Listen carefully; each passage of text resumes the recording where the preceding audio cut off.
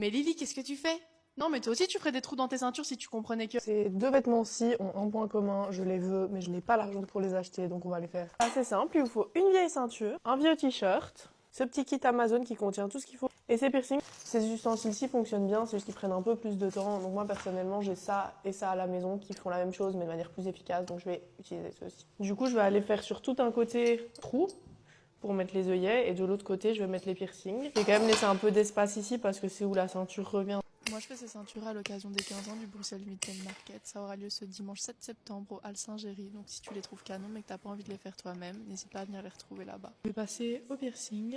Normalement, c'est avec une aiguille. Je viens d'essayer à travers ce cuir qui est super épais et ça prend 1000 ans. Donc, je vais juste faire des mini trous. Franchement, je trouve le résultat final super cool. Ça m'a pris entre 2 et 3 heures.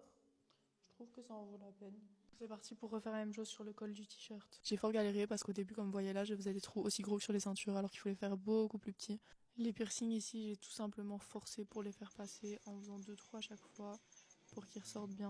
Le t-shirt a été beaucoup plus vite, il m'a pris genre 30 minutes et je suis fan du résultat.